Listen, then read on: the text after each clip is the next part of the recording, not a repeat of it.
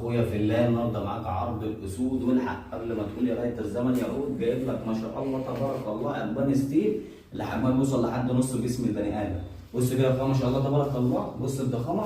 انا ما شاء الله عندنا هاديه متبهله، تاكل من الايد تقف على الايد، اسمع استفيد. تضرب طيران حر تطير في اي مكان، ده يعني ممكن تجيب فريسه تربطها بحبل تلفها في الهواء تطيره ينزل عليها تاني.